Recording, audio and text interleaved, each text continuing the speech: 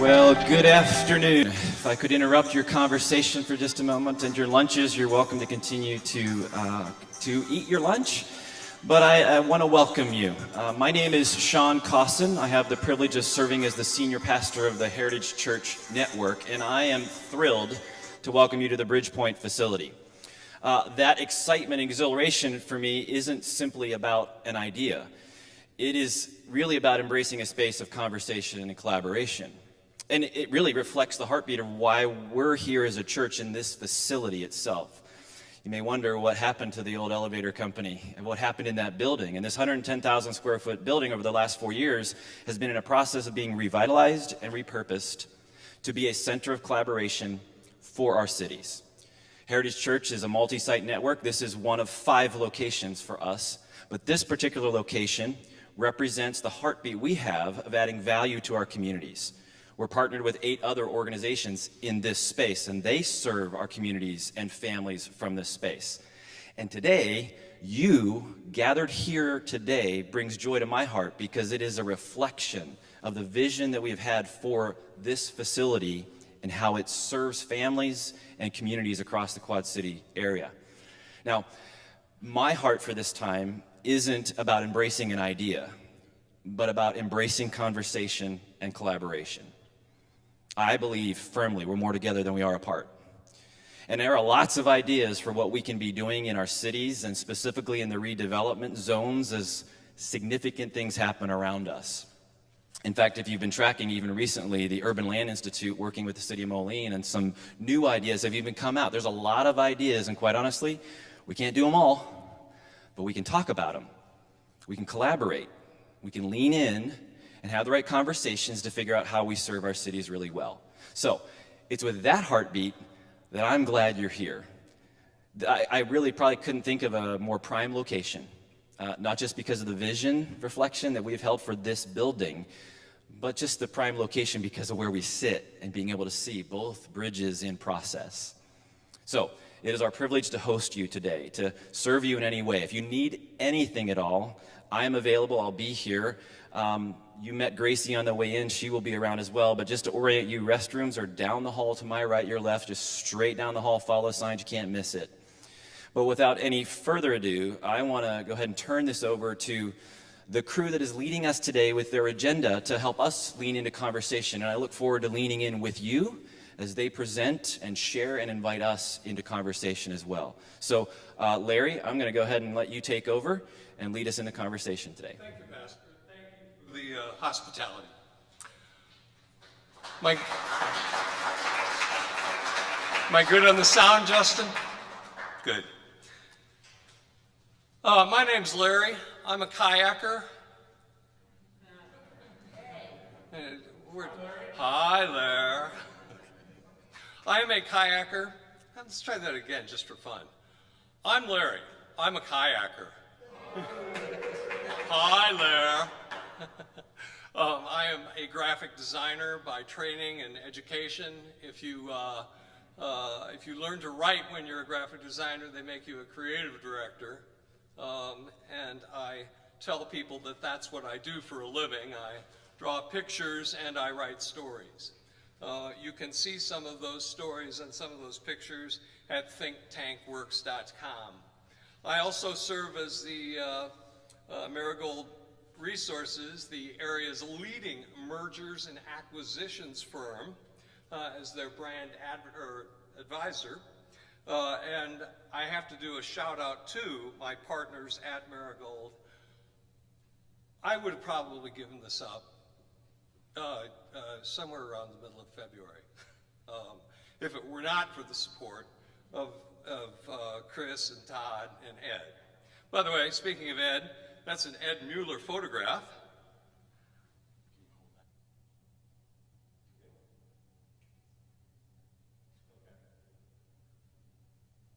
Also, I think I qualify as a real estate investor, and my dues go to support the Urban Land Institute. So several years ago, well, kayaking, how are we doing there, Justin? Okay. Well, kayaking with Ed, I happened to, from that unique vantage, take a look at the 74 bridge and go, you know, they could take all the working part out of that, all the cables and all the troublesome part, and still be left with a decent piece of infrastructure. That was a couple years ago, and I thought it was a pretty good idea.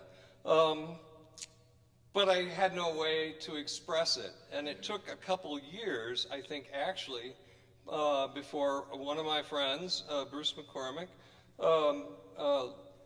finally got around to launching a drone to a position where I could get some reference on what I needed to do a drawing of what this thing would look like.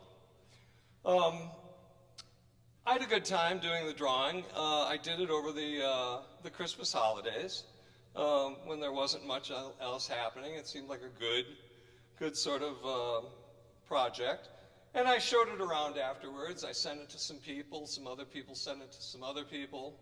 And the next thing you know, Barb Ickes has got it on the front page of the Quad City Times. Now, Barb warned me beforehand that not everyone out there is full of the milk of human kindness. So the response, the support that I got from the community was impressive. Now, this is the sort of stuff that by itself would probably make me say, game on. But not all the comments were negative. There were some actually good ones, some very constructive ones. And I would say offhand that the comments were probably evenly balanced, but that it was clearly a polarized sort of a position. People either loved it or hated it. And then the one that was as interesting as anything was, I never even noticed it before. So if we look at the space that we're talking about, which is right to the end there, the first thing I've got to do is question anybody in the room, and looking at the general age of everyone in here, can I have a show of hands? How many people have actually had boots on the ground on that bridge deck? Yep. That's less than actually I thought. And that's unsurprising because that's been an interstate since 1975. There hasn't been any pedestrian access in that amount of time. So I, amongst all other people, said, I don't know enough about it. And I think some of the comments that came from people from the Facebook page led me to say, maybe that first time around, I didn't think this through enough. And so I decided that if it was going to do this, I wanted to, there were certain things that I hadn't resolved, how people were going to get there and so forth.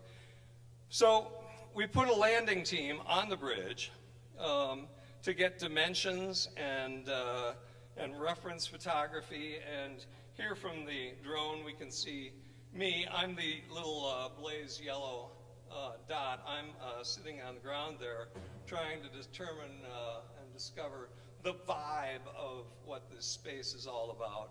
And standing there is Todd McGreevy, who is absolutely convinced we're moments away from being arrested. Here's what we found. On a dimension-wise, that is the size of the pier, a fairly substantial piece of real estate. Now, I like to show off my C.R. Hanna grade school education, and just so that people understand, some people are in real estate, understand square footage. If you're a farmer, it looks like that.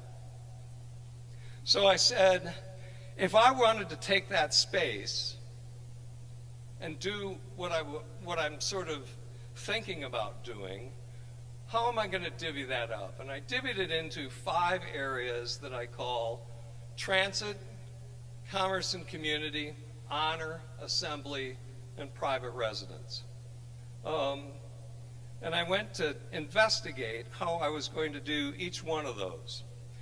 And so I've got a transit area, and the transit area, early on, I was convinced this needs to be able to be driven to. And I based that thinking on the fact that they closed Sylvan Island because they didn't have a bridge that the cops could drive across.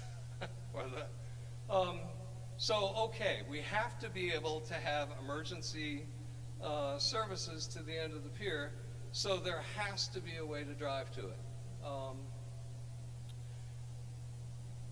And I think I resolved that around here. I took some scale drawings and said, is a food truck going to fit here?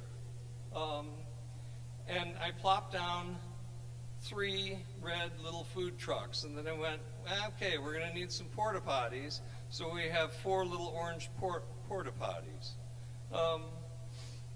And then I've always been kind of a fan of the cloth sculpture designed by Edward Anger in downtown Rock Island that's right in front of Ribco. I think that's really useful, and there's already a structure on the bridge to support that. And then honor was about, this is a Veterans Pier. This is, a function of this is to honor veterans. And then finally, as I stood there and imagined the space, I went, well, how do you go to something like this and not go to the end of it? So here's kind of what each one of those areas look like. I'm thinking that, you know, on the right-hand side, just like now, smaller traffic moves along in the center. We have joggers and bicyclists. We're still leaving room for emergency vehicles on the left-hand lane. I'm not thinking that this is an entirely sterile environment. I'm thinking that there's retail along the way. I think there's ways to integrate that sort of thing. There's displays, and it is essentially, it's not entirely different than an airport concourse. And then the other thing, I went, it's got a terrific southern exposure. It's all up there, and we need a certain amount of shelter anyway. Let's put in some solar. And by the way, of the comments, there was a considerable amount of concern that it was going to cost too much money or it's a burden on the taxpayers.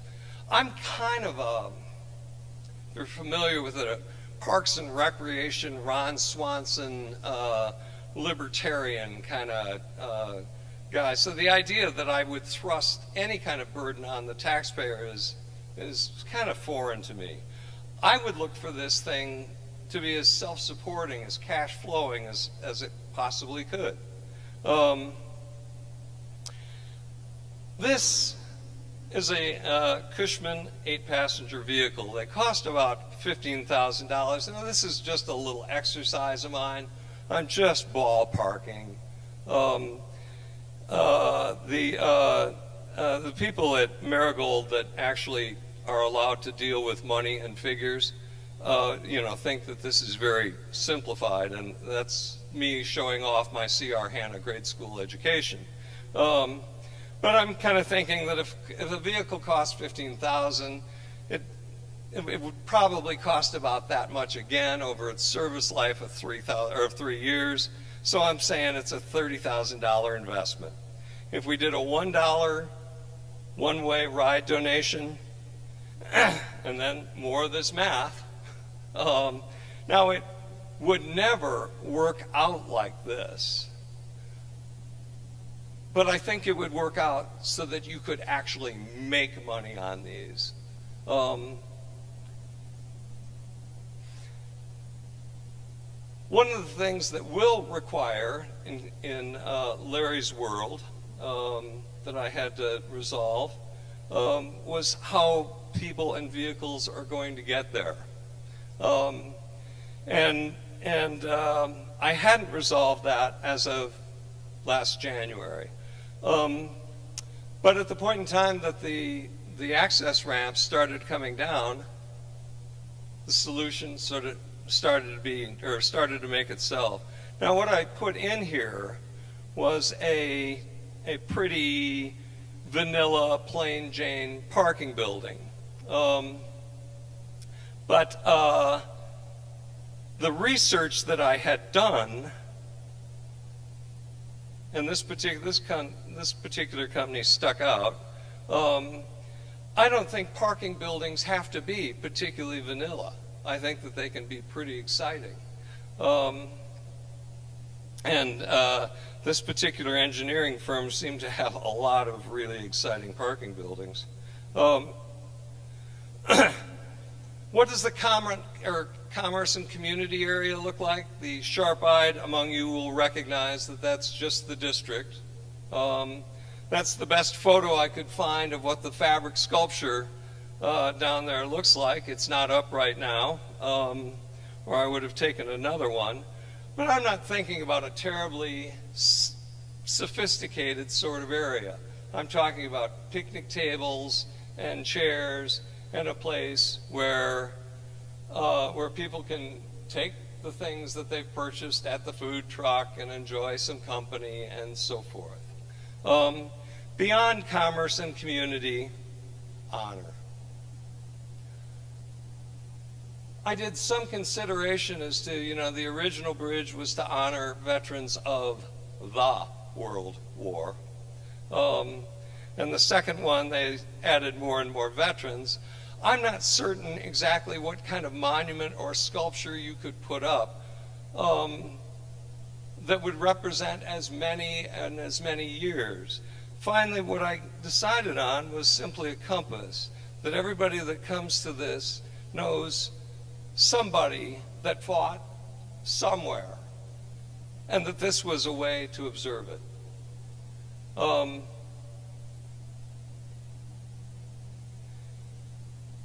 And then, what's the view look like from there? It looks kind of like this. And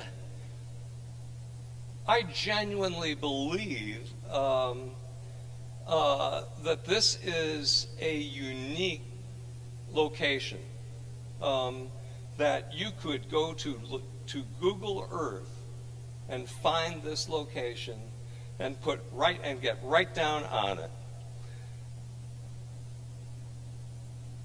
Private residence. The offices underneath that Barb reminds me are quite expansive. My issue with them was that if they're public space, then we've got to have an elevator, and I didn't want to put in the cost associated with an elevator. Plus, I had to think, what's a skybox go for these days? And is there somebody out there that would be willing to pay some handsome rental fees for probably the coolest address in Moline?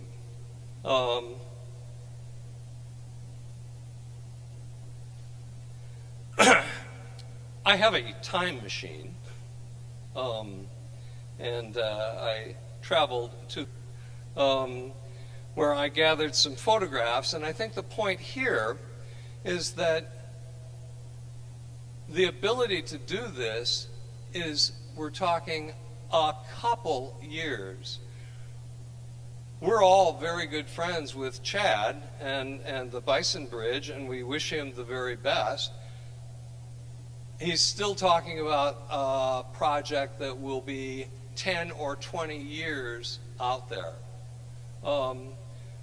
This project looks like it can be a couple year sort of project. So here we are at 8 o'clock. We've got the flag being risen, or being raised. We have the food trucks arriving. Midday, we have a group of people that are listening to, oh, look, Oh, it's Sherry Bustos. She's announcing her Senate candidacy. And here we go towards a beautiful sunset. There's one thing that I didn't include in this yet so far in terms of the outline, and that was the water feature. That this is an opportunity to have a 6-story high waterfall. And I don't think we're talking about a lot of water. And while I do some questions and answers, I'm going to escape out of this and show you the coolest water fountain.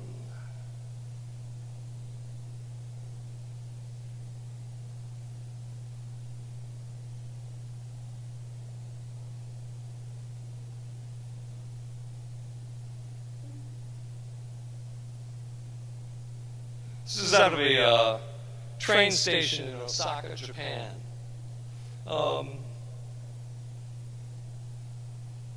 Which I just find mesmerizing. Early on, as I was looking at the garage or looking at the bridge, I thought about putting an LED billboard on the end of it to be able to advertise to all of our friends in Bettendorf anything that we wanted, and then I decided that that was too crass and commercial even for me. So I would much rather send them something like this. And at that point, this is as far as I've taken it. Are there any questions?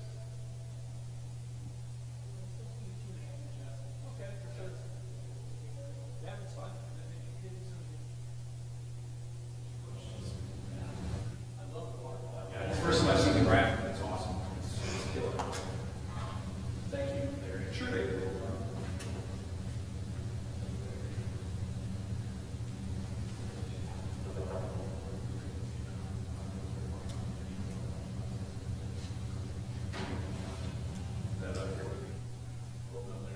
you.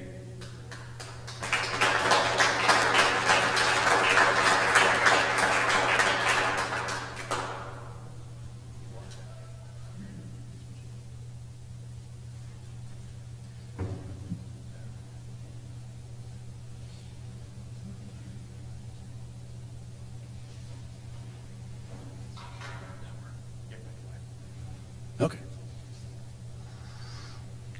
So I also want to thank Pastor Sean, Marigold, Chris, Todd, and Larry, executive management for putting this together. And I tell them I wish I would have met them a couple of years ago when they first started working on this, because when I first started working on it, it would have made my life a lot easier to have more support than I had at the time. And I started out as the geek on this. I'm an old reporter, and I'd actually seen a Barbicki story about the hidden underbelly of the I-74 bridge, and it was all the details about this toll plaza and what it had been. But what really struck you is that this was a huge football field-sized slab to create a mid-river park. And nobody was looking at it that I was aware of at that time. And so I took it upon myself to find out, is there some problem with it? And what would it take to make this a feasible idea? And I did circulate it among people at the chamber and the Visit Quad Cities and Renew Moline, but there was so much animosity because of the cost equation that had been circulated where these fantastic numbers were distributed about how much it would cost. And that deep-sixed any talk of even bringing it up for discussion. So then I started to find out the costs were not nearly as bad as advertised. And so the idea here today is to give this thing a fair shake for the community, because when it's gone forever, and we'll never see anything like this again. And this is a particular reference to that toll plaza, which is a feature unlike, I think Barb mentioned she had not seen anything like it. I've looked for another feature like it. A lot of old bridges get retired, but none of them. It's extraordinarily rare to have a bridge like this in an urban environment, accessible with the maximum number of potential visitors and users, to have a football field-sized park. By the way, I just realized. Is the bike? Oh, it's working. Ooh, boy, it's way back. Okay. So, that, should get a fair shake before it's gone forever, because it is unique. Nobody else has even had the opportunity to look at something like this. And thanks to Larry, who put his creative imagination to work, people now are looking at the bridge not as an old bridge, but as a mid-river park. And I would ask you to think about this in those terms, because a lot of people have repurposed bridges. Nobody else has a vacant space like this, of this size, that could be so tailor-made to be repurposed for pedestrians, for a river experience, as an event space. The list goes on and on. So there's a question then, why don't we have a fair shake for this? Why hasn't there been a fair shake? And that's standard. You'd think it would be standard, but it's not been in this case. The concept has never been considered, even as a candidate for a closer look. There's a little history here that explains how we got to this point and why it's so encouraging now as well that you are all here today for a closer look. So 20 years ago, the Quad City was offered the old bridge as a gift. There was a Citizens Save the Bridge Committee. Iowa DOT said you can have it if you want it, basically to save one span shore to shore for pedestrians and bikes. And as part of the vetting for saving the bridge, Iowa DOT was asked and provided an estimate, this is from old news clippings, of $140 million, today's dollars, as the price to maintain the old bridge for the next 65 years, or about $2 million a year. But nobody was told that estimate by DOT was not for one span for bikes and pedestrians. It was for continued maintenance of the whole bridge as a continuing interstate highway for the next 65 years. Now, in DOT's defense, they say they gave them the only number they had. They had no number for part of the bridge or for pedestrians. They just do highways.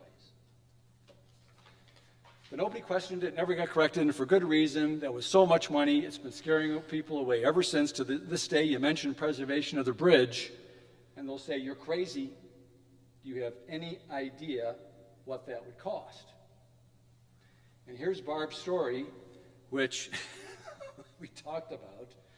But the figure in there is the elephant in the room, really, which is cost, but it's a myth, and it's grown over time. Barb, when she put the number in there, $23 million annually, included a line in the next sentence that said, I can't imagine it costing that much. But this was the number she had found. And that was for one span for bikes and pedestrians, $23 million annually. So the reality for both spans is interstate highway, fully maintained, it's been a tenth of that, about $2.5 million annually for the full highway, who gave us the average from 2002 to 2018. Now, as a pedestrian span, without the suspension spans, which are huge, the number drops dramatically to about a tenth of that 2.5 million. According to a senior engineer at the Army Corps, an educated guess on annual maintenance would be in a number in the range of tens of thousands to hundreds of thousands per year. And a mid-range number might be $200,000 a year. And you'll notice the $200,000 is 1/100th of 23 million, which is the degree to which the bridge and anything about cost is still subject to just grossly distorted numbers. So myth one goes along with myth two, which is the old bridge is in terrible shape, structurally falling apart. It's unsafe. The reality is the complete opposite. A bridge that's been continuously maintained and is a structure in good repair.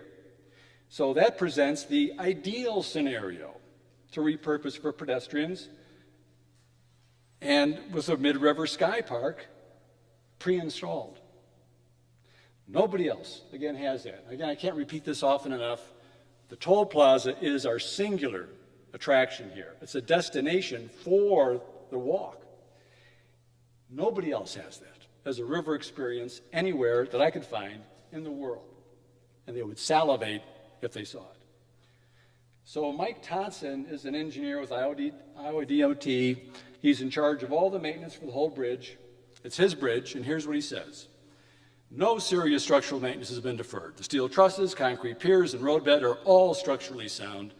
And that's really all a bridge is concrete and steel. But the bombshell is the second one, that when you take away the traffic, you take away almost all the stress that leads to wear and tear on the bridge. The maintenance costs. And this is so dramatic it's hard to put into words, but I can give you an analogy. There's nuts and bolts on our bridge that are about this big around. And because of the constant vibration and pounding from cars and 40-ton trucks, the nut on that bolt will start to unscrew until it falls off. And it was tight, started out tight and down. Unscrew it and fall off. If you take away all the traffic, the nut will never move again because you've taken away all the vibration. It's gone, all the significant vibration. Jeff, who told you this again? Who's this gentleman? Mike Todson. And what's his significance? He is the guy who, the analogy you mean? Mr. Todson, who is he? Oh, Todson's in charge of the bridge maintenance for the old 74 bridge. And, oh, right. That's the lead agency that has always managed the bridge, right? For Iowa and Illinois, Iowa took the lead. It's always been their bridge to manage. So he knows this bridge. Okay, so that's a significant impact on maintenance. So I'm talking to Mike. I say, okay, so we take all the traffic off, all the stress. Does it need anything right now? He says, well, it could use some paint. He says, but that's not structural, so it can be deferred. He says, the only other thing I can think of is there's some spalling on the plaza. There's an area where the concrete has been kind of flaking off. I think that should be repaired. And I said, it sounds really minor. You just need a little resurfacing, right? He said, that's right. It's not structural.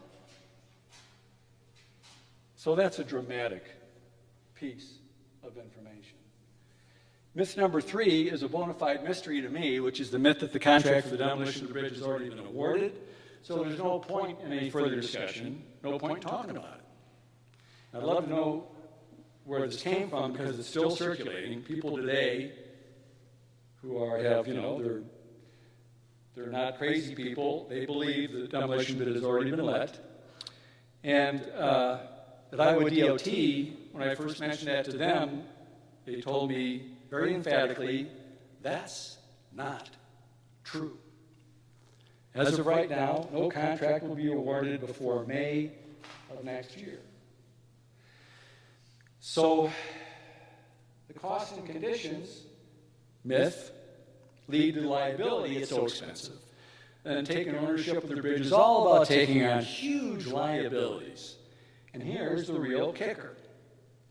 If a bridge in good repair was an ideal scenario, what if it's also an asset that could come with an endowment of $10 million? So right now, if you take ownership of half the bridge, the demolition money that's already been allocated for the demolition of the whole bridge would be for the half you keep. And that's $22 million. So if they only take down the suspension, there might be $10 million left. So where do we get the $10 million from? That comes from looking at another bridge, only one I could find that's similar, a suspension span similar to ours in Maine, came down for $6 million.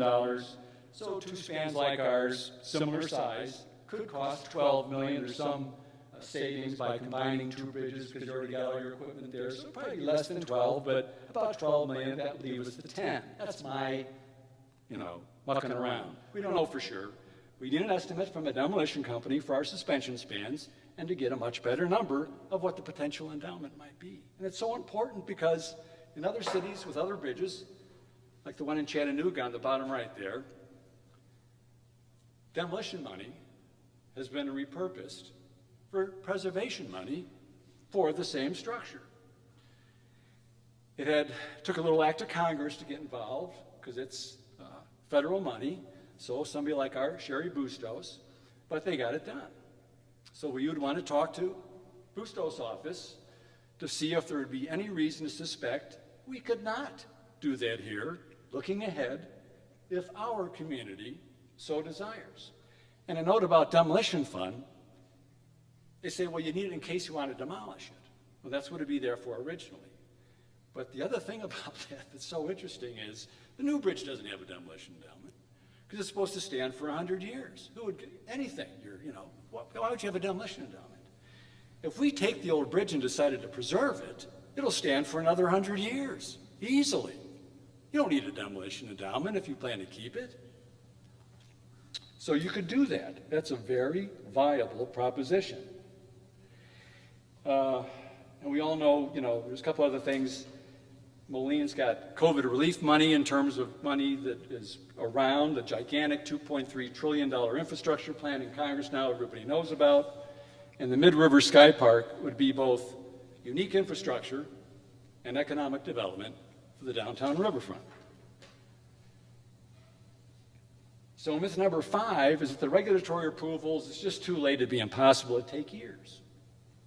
The reality, talking to the people in the actual permit pipeline, is that there's still enough time and it's entirely possible. And that's from talking to people at DOT, DNR, and the Army Corps. And there's a lot of permitting agencies that are involved. There's like 6 of them, U.S. Fish and Wildlife, Departments of Transportation, Natural Resources, Army Corps. But the Army Corps is the coordinating agency that handles all of them and helps you navigate the process. And one of those people offered an estimate that all the permits, if you had no major problems, we would not anticipate any, would be done in 6 months. And the demolition award won't be set till next May. And there may be a fee, let's see. I got it. Oh. Where do I go here?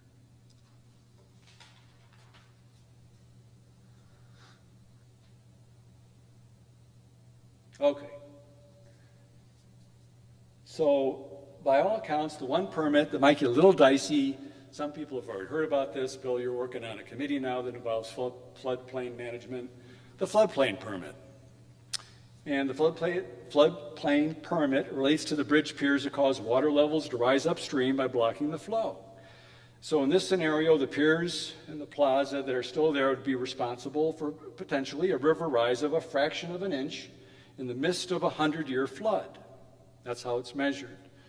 And that'd be less than half an inch of river rise in a 100-year flood. It's very small and it may not need to be mitigated, but if it does, brainstorming, we've already identified a plausible solution, talking to the Army Corps, that would be extremely low cost, and they say feasible. They say feasible.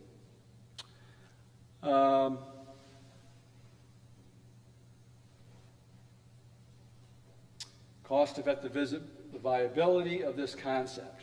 So if we go ahead, want to take a closer look at this, the biggest one would be the floodplain permit, which may require running a modeling program that would cost $25,000. We got that figured directly from the company that does the modeling for the water already. And you'd have a qualified engineer. You want to review the last bridge inspection. We've got a copy of that. You want to make sure there's no surprises and see what the annual maintenance might be, get a better number for that. And a fee to estimate the cost of the demolition of the suspension spans. So, very importantly, to get an estimate for the leftover endowment, which we really hope is really high, because that's going to be money that ultimately could come for development of this bridge in a major way. So then we get all the permits, we got the financing figured out, we got a green light. There's some serious money to transform the bridge for pedestrians. Even though we have the ideal scenario, which is a bridge of good condition. And these are very rough, but we would need contractor estimates for everything. These could all be part of a consideration. And guessing about $2 million to modify the existing safety railings to safety standards. cover the expansion joints in the roadway that might need to be covered as tripping hazards, remove the highway signs, clean up the plaza area, and modify the electrical for connection to the Illinois side to turn on the lights because apparently the bridge was plugged in from the Iowa side. And then riverfront access. Larry was talking about the parking garage to get up there. Another alternative is $2 million that Bettendorf, is Decker Plain here today? Right here. What is the latest estimate on that elevator? Stayed over $2 million. Over $2 million. Yep. All right, so at least $2 million for a glass elevator, but it's a sweet elevator, is it not? It's a nice one. We'd like to get it built. You got 2 different elevators in there, plus stairs and an observation. No stairs. No stairs? Okay. We'd want stairs in ours in case the elevator didn't work. Elevator and generator run it in the event there's Right. loss of power. We'd have stairs, I guess, for that, but yeah, you'd have to have a generator. And then this is something really important Larry mentioned we all want to keep track of is the old bridge was built as a memorial bridge to our veterans, and there's an old monument that went with it, the Memorial Bridge Monument. There are plans to move it to another place of honor someplace, and a perfect place in our mind would be the middle of the sky deck on Vets Pier or Vets Park. Another idea about integrating the monument would put it into a different concept for the waterfall, like Larry showed, except it would become part of a pool that held the monument at the edge of the plaza. Water would flow past it from the river and then fall 60 feet to the river, a narrower waterfall, like 10, 15 feet wide, fall to the river in a long ribbon as a memorial waterfall to our veterans. It would be unlike anything else that I could find in the United States for sure. It would be the tallest by far at 6 stories or 60 feet, and it would be eye-catching from that I-74 corridor, which everyone's trying to brainstorm ways to get something for those eyeballs more than we'll ever have before crossing that bridge. And so you have a light you could put on it at night, to light it up. It would sparkle, glistening, falling from a mid-river park in the middle, the size of a football field. In the middle of the river, you would see the sparkling, illuminated waterfall.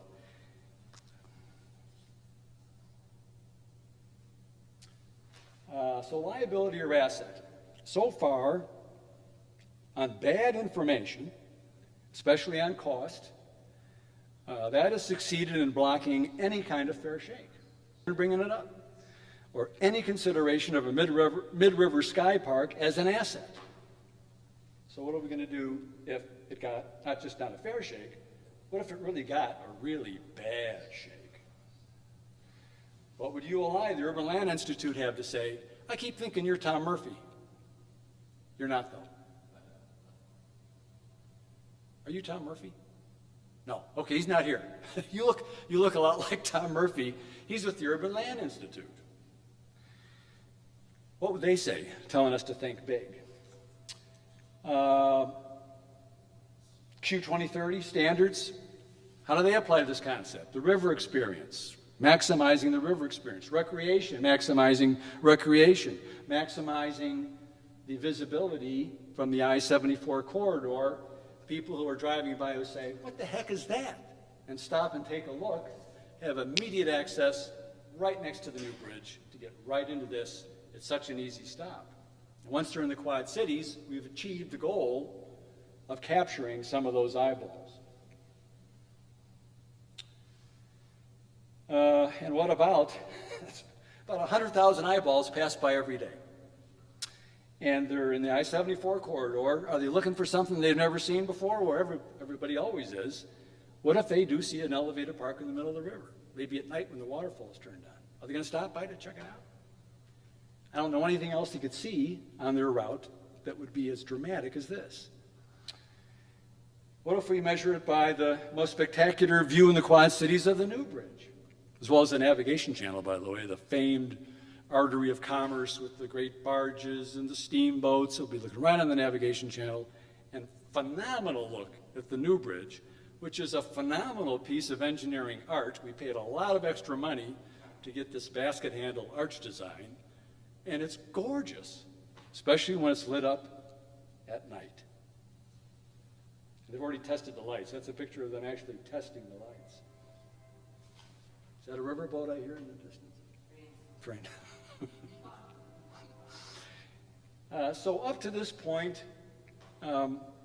Moline has always said they don't want it.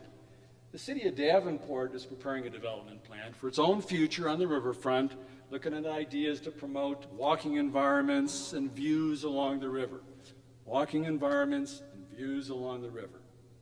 Nobody has the ability to contemplate about anything like an extension, quarter-mile extension of the downtown riverfront in Moline, elevated walkway leading to a sky park in the middle of the river that would be like no other place, not just the Quad Cities, in the world, as far as we know.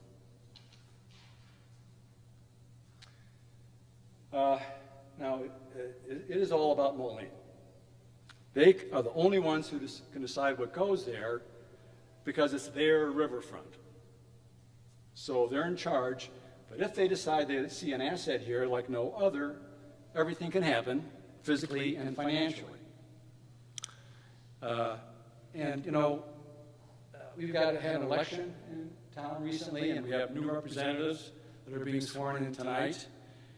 And with fresh eyes and a new opportunity, a brand new opportunity to decide whether this is worth the first closer look. Vet the numbers, see what they really say. What's the real story? So, bottom line is, what do we have to lose by giving this the opportunity of a fair shake? Very low risk, opportunity for very high reward.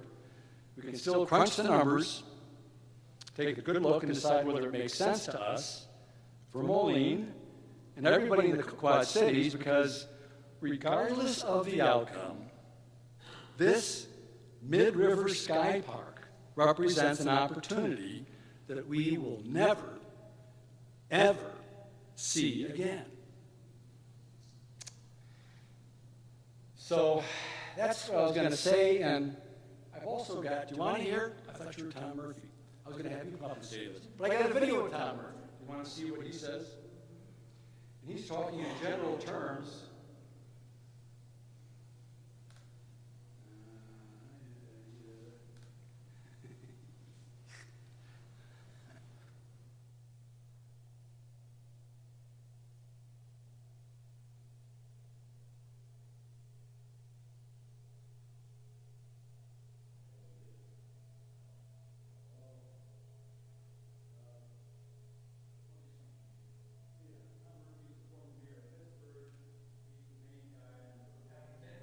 Several times.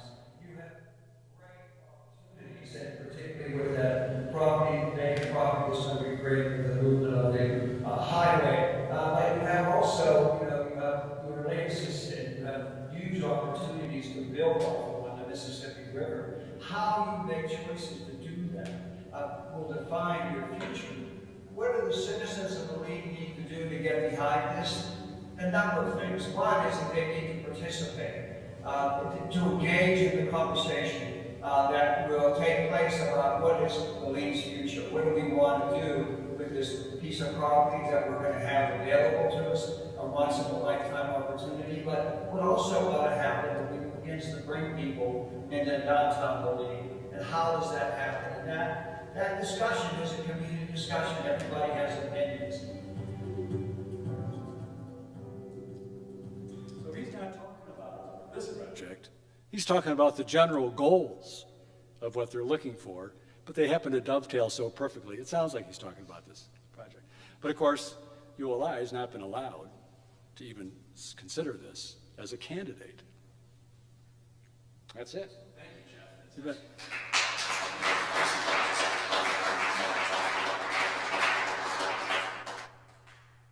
We met Jeff serendipitously because when Larry put his vision in the ether, if you will, and we can thank people like Barb at the Times and Channel 8 covered it as well, put Larry's vision into the mainstream media, and Jeff saw it and went, oh my gosh, these people are speaking my language. And they have illustrated what he he had envisioned. I'm going to put the video back up here that Justin put together. Thank you. There we go. And there we go. Should be showing in a second here. Just have this playing while we're talking here because I don't know why it's not coming on. Maybe it needs to.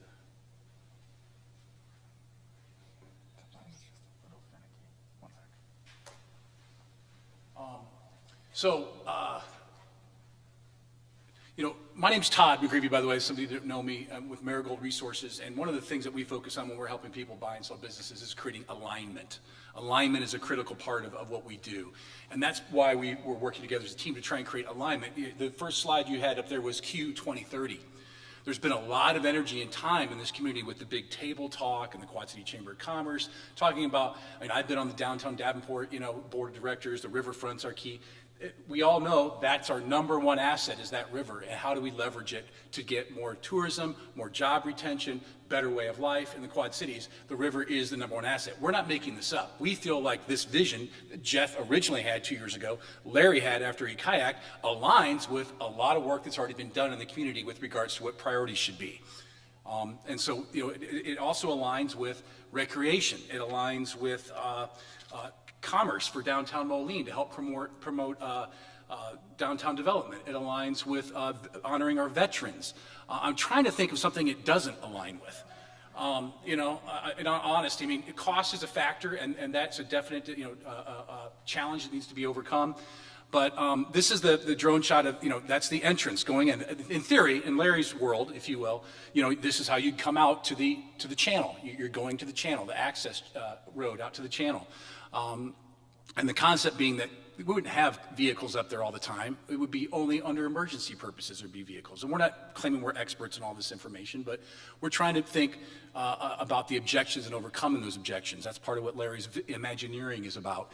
And so you get out, and the walk out there is part of the experience, right? The destination is, the journey is as much as of the experience as the destination is. And the other thing it really aligns with is showcasing the new bridge. What better way to see that piece of art than getting out on top of the river and looking at it? I had a friend of mine recently say he had some people come here from Hawaii that were in-laws, and he was going to take them back to his house, they had a long plane flight. They said, no, we want to go to the Mississippi River. They went down to the river, got their leis on ukuleles, and did a ceremony. The river has so much branding power worldwide. It's amazing. We take it for granted because we live here. And so subsequently, and now we're up on the deck there. And I love Larry's concept, where we have people that are detractors of the concept that have never stepped foot on that deck before. So, and that's part of the dynamic is let's at least measure twice before we cut once. That's kind of the basic premise of what we're talking about. The big spans there, those would be demolished in this vision, if you will. They're useful because you have cars going across. Well, those go away. So effectively from the toll plaza to Iowa, gone. Roughly half of the $22 million that is the earmarked money for the demolition would go, as Jeff put it, into a foundation. When I talked to soon-to-be former Mayor Acree the other day about this project, and she said, "Well, I guess if you can put the money for demolition into an account that can keep up with inflation, you might have something there." And I was like, okay, I never thought about she said that's going to have to come down eventually. And I love your point, Jeff. When this bridge was originally built, there wasn't a fund put together for demo, was there? And there's not a fund for demo of that one. It's kind of like, why does this have to have that standard? Okay, well, let's call it that and put it in the endowment, like you said. Yeah. So anyway, I'll quit rambling up here. I just wanted to put some more context in this about alignment. We think this aligns with a lot of effort that's already been made in the Quad Cities in terms of priorities. And we'd love to open it up for questions for everybody here. And we appreciate everybody coming. Decker. No, you're welcome. Please come up if you want. Yeah. I just have a couple of questions, and I'll make a statement first. The Memorial Plaza, the actual monument, we are refurbishing in Bedford, and it is part of the design. It'll sit next to the new elevator that we're putting in a plaza, a Veterans Plaza, that's going to happen as part of the original design, and it's been part of the funding that took place as part of the entire project. So I just want to make that so you know that it's not lost. We have it, we know exactly where it is, and it's being refurbished. I don't know the level of talent that's refurbishing it. A couple public works guys that I have working with. They look real sharp when I hire. And then I'm curious 2.5 years to tell us why we couldn't build a new bridge. I'd be shocked if they did it in 6 months to tell you you could keep this. But just so you know, it was 2.5 years in the planning process before they could let us know that we could do it. And then, has any work been done relative to the record of decision where the Coast Guard required a zero rise in the pool? That was the basis upon which the new bridge was built. And they used for water mitigation to maintain zero rise. They used the demolition of the old bridge to make it clean. Yeah, but that was a big hurdle. That was a big hurdle, but there's some very interesting stuff going on. And it needs further exploration. The bridge would all be in Illinois. So the state line goes right down the middle of the navigation channel. So all this would be Illinois bridge, basically. And at that point, I'm talking to people on the Illinois side and said, the only legal trigger we've got that mandates mitigation is, I believe it's an inch and a quarter. Legally. So there's a question that's outstanding still about whether that zero river rise is a legal mandate. We need to find out, for sure. Well, the federal project, where all this money came from, that was a requirement of the Coast Guard. You had to meet the zero rise requirement for the whole project. Right. So, I think that's a hurdle you ought to think about. We did. That's a big hurdle. We've even accounted for if we need mitigation.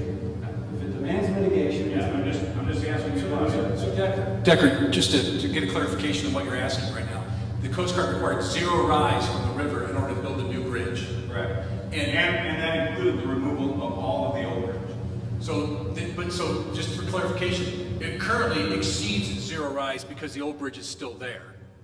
And there was a waiver for that. And they're giving a variance on the current status. Okay, all right. Yeah, so there was a waiver for that. Okay. And then one more.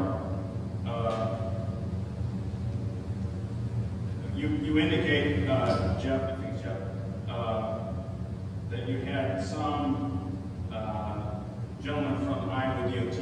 I've been on this project for a couple of days. I don't know who that guy is. He's never been to any meeting that I'm aware of. So for him to make that comment, I think you need to get a letter from DOT or Illinois DOT that would suggest that that could be allowed. what was that? That was your bridge, the bridge guy said it's only going to be $200,000. That estimate came from somebody in the Army Corps, actually. The DOT guy is in charge of bridge maintenance. Yeah. Okay, so he's an engineer. And he refuses to, and this is not unusual for an engineer, he refuses to speculate on pedestrian ongoing maintenance. He said, I don't have any information on ongoing pedestrian maintenance.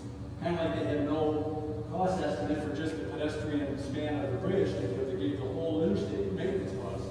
But he refused to speculate. Somebody at the Army Corps was an engineer as well, and he offered a guess. It's very difficult to get a guess because they don't want to be pinned down. You're right. Very difficult to get a guess. Well, they were, and JD could probably attest to this, they were very particular to pin us down how much we were going to pay to maintain the bridge. It was $1 million a year between the two of us, between Beth and Moline. And we signed the letter, I want to say it was in 2003 or 2008, I can't, those two stick in my brain. Stan signed it, Stan Leach and Ian Hutchinson. We were required to send a letter from the cities indicating that we either would or we would not accept the maintenance of the old structures, and we chose not to at that time. Well, if you assume ownership, you would have been in charge of it. Pardon me? But if you would assume ownership, or agreed to take ownership of the bridge jointly or something, then you could have had inspections and maintained it yourself. Yeah, we did. We chose not to. Chose not to. So they gave you $1 million a year. But that's very interesting. It's probably high, but in their defense, the suspension span is the most gnarly piece of maintenance out there. It requires, it's a money pit.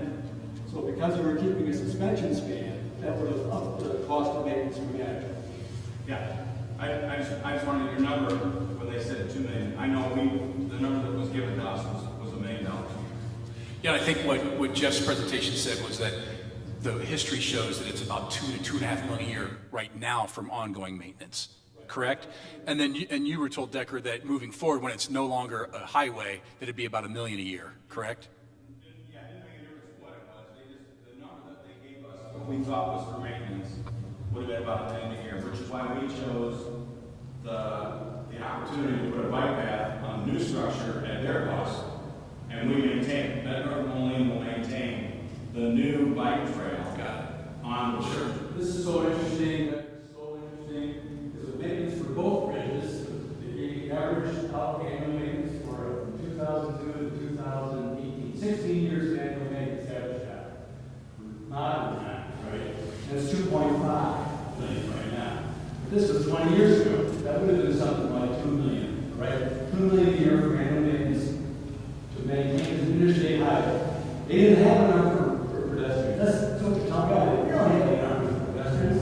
They gave you the number for the interstate highway and did not amend it for pedestrians in any way.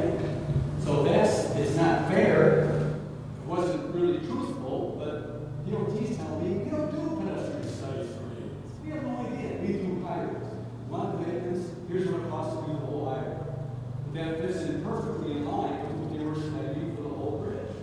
And that includes the superstructure, the tall spires, suspensions as well, which would go away in this concept. Yeah, Decker, we appreciate you coming here and listening. It's a team effort. As we talked on the phone, or I think it's Mr. Gallagher I talked to. If this happens, this is a win for Bettendorf too. You can just come right across the bridge and get right on the river. Boom. I won't speak for the mayor. Yeah. I learned that a long time. Of course. I'm not the 3 mayors. JD, you made a comment a second ago. You said something about three? Three what? Oh, three.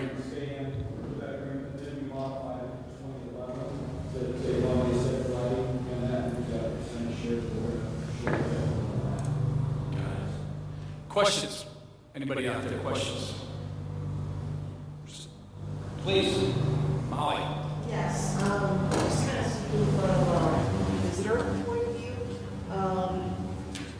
we get about 1.6 million people coming to the Quad Cities annually pre-pandemic. 1.6 million people a year to the Quad Cities. Annually. And we've been surveying people for decades, individuals, groups, conventions, and by far, the river is the #1 attraction, no matter what we build here. Doesn't matter if it's a Ferris wheel, contemporary art museum, TBK, it makes no difference. It's a long shot that it's the Mississippi River. So any asset that can activate the river in this way, of course, that's something Visit Quad Cities would want. I was just wondering, is it really accessible and would it be usable all year round? It seems a little seasonal. It'd have to be vetted. It could be a little seasonal, because Okay. of snow removal issues and ice. It would be Right. safe. But would you even if you had all of that, would you go up there in January or February? I wouldn't, but maybe the cross-country skiers might want to use it. Yes. There, I'm going to say that there are runners that would probably use that every day. Yeah. Yeah, there's just like they would go to a mall every day, they would go up there every day. And there's warm days in February where you can go out, the sun's out and see the eagles. It's it's like a park. You go to the park if you want or not. Again, if we do nothing to it, it won't go away for 100 years. It's just so solid. It's just not. So, yeah, but thank you for that insight, because the river remains the #1 attraction by large. Yeah. And it could be possible, it may not be.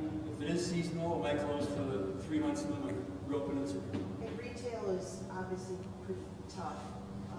So to drag somebody up there from street level, it's going to be a bit of a challenge. But I would consider thinking about a visitor center up there. Sure. Place to get information. Absolutely. Ralph, did you want to say something? Did you raise your hand? Yeah. I didn't raise my hand. Oh, but okay. I'll say something. Please. Yes. I'm Ralph Henniger, I'm a river rat. If you're up early in the morning, you see somebody water skiing at 5:30, 6 a.m., that's me. I also am a stand-up paddleboarder. So I've paddled all around that. It's pretty cool to paddle inside the large cement pier there where the toll booths used to be. You can kind of go in the middle there. So when I envisioned this bridge years ago, when I knew the new bridge was coming, I always thought it was worthwhile to consider preserving at least the football, the sky park area. And Ralph sent me a photo he did in 2018 that he actually outlined this. I've had this idea in my mind too, so Yeah. it's, I always thought it would be worthwhile to try to figure out how to preserve at least that Sky Park section. But being a river rat, my main thought was access it from the river, and then I had this probably crazy idea that maybe there would be a way to connect the new bridge and that Sky Park. And that's when I started emailing some people to see if there was any interest in that. But if you had to scale back this project and maybe minimize the river rise, maybe you would just preserve that Sky Park area, and not actually, have You had to put a connect between the new bridge and there to get there. yeah, and then there's a lot of interesting history about this area too. And when I was a kid, we used to build tree forts on that island below there, and we would borrow lumber from when they were renovating the bridge. But I think Montgomery Elevator, we used to own that island, and I don't know if you folks here own the island now, but maybe you do, you just don't know it, because maybe it's part of what Montgomery owned. Test. I just thought if there was a way to get down to the land maybe too, that, maybe that could be added into the concept some way. I think everything needs to be vetted. Yeah. Every idea should be vetted. Right, that's why I like what the pastor said, there really are no bad ideas here, they're just ideas, and the more you generate ideas, it might lead to something else. I also wonder about the recycling the concrete and the steel to maybe build some of the components that might be part of any additions, whether they be stairwells or whatever that might lead up to the Sky Park area. And then if there used to be a road on the wing dam, if you're familiar with the old canal area, the old lock chamber upstream from that, in the middle part, that used to be a roadway there, and there was a bridge that came from Arsenal Island to that roadway. So there, to some extent, you could argue that upgrading the wing dam area and the island is really just taking care of what used to be there before they built the locks and dams.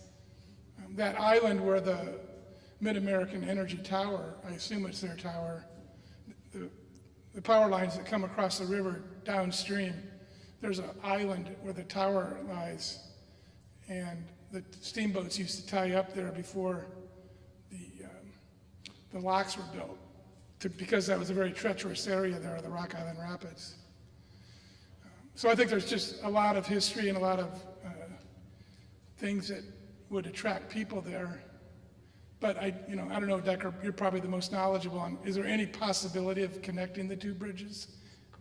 They're just not ever going to happen. Let me speak to that point real quick, because Decker mentioned the fact that there already is a bike trail that's going to go end to end, and there's already an observation deck there, correct?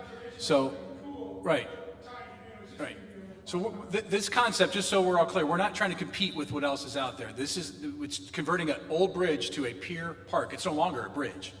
It's actually just a destination, whereas you can get from end to end on the new, billion-dollar bridge right there. You can get, and it works. It goes point end to end, and it has a small observation area.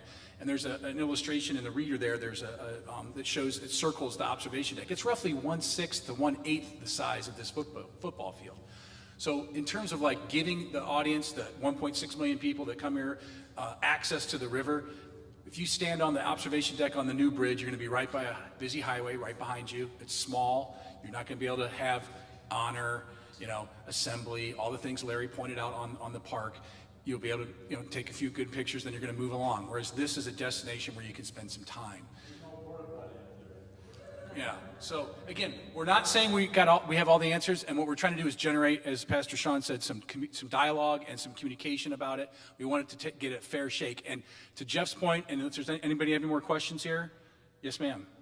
As a community member, how can we help promote this? Like when I happened to read about it, about the Pier just yesterday, but behind my reading, the only thing on social media I could find was under Marigold Resources. And, you know, I shared that one post with the people that might be interested, environmental people actually. And so we, you know, I think we need to build more community's awareness and support. Well, this is part we're planting a seed here. And that's a segue into what I was going to say is that, you know, at Marigold, and as Larry pointed out, we're not proposing that this should get a government handout and the taxpayers should be on the dime. But if private investment, which we think that there's plenty of wealth in this community, if they want to do it, it could happen. They're not going to get behind this unless there's political will in Moline, because they're just not going to take the risk. They're not going to get involved. And if there's political will in Moline, then maybe some people that can write some checks will step up and say, this is something that my grandkids can really enjoy. I want to be part of it. So we're here to plant a seed and say it's time to get, you know, the voices need to be heard at the city of Moline. And we've got lots of centers of influence in here on all kinds of levels, you know, that can help with that process. If you think it deserves, as Jeff put, the true fair shake, which is an analysis, a vetting. It might take a few dollars to get it started and kicked off, you know, whatever. I mean, Q 2030 just started a new not-for-profit to raise $400,000. Maybe this becomes one. I mean, we're okay if somebody takes this over. We're not looking for new jobs, all right? But we thought this was enough of an idea that it needed to be promoted to this level. So I hope that helps answer your question. Yeah. Based on the possibility, anything that I said is actually real, there's just a closer look. How many people feel like it deserves A fair shake. a fair shake? Is there any way that does not think it does not think it deserves a fair shake? Anybody who does not think, based on whatever critique you may have, that's fine. Is that accurate here? I have no idea what that guy originally came up with this game. What an idiot. Yeah. I guess, does anybody in the room think that there's some kryptonite we just haven't identified? It's a deal killer. Okay. I mean, we think it deserves, and so. We're only saying this. We started the original project in 1990, so. Oh, my. If you're going to be in this, you better think you're going to be in it for a little longer than 6 months. I concur with that, yeah. You know, it's also huge, that I found out is building something, adding to the river, that's not there. Leaving something there is a much easier proposition. That's what we do. Comparatively speaking, I agree. We'd like to think about low risk, high reward. We think giving this a fair shake has a very low risk with a potentially really high reward. So thank you everybody for coming today and checking it out. We really, really appreciate it. And thank you, Pastor Sean, for your hospitality very much.